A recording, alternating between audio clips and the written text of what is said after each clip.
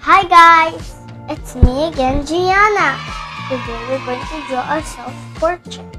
A self-portrait is a portrait of an artist created by an artist. Amazing! Today, I'm going to draw a portrait of myself. Wow! Using a paper, a pencil, a marker, and some crayons. You can also get your own materials and make your own self-portrait as well. Are you ready? Let's start!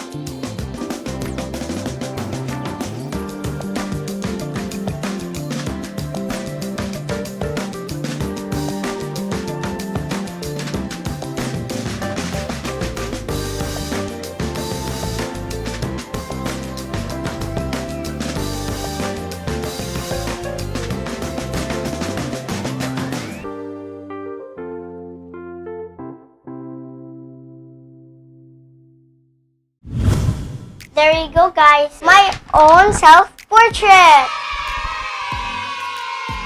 How's your self-portrait, guys?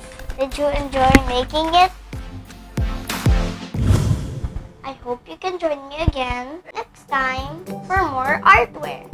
Please like to subscribe to our channel. Bye, guys!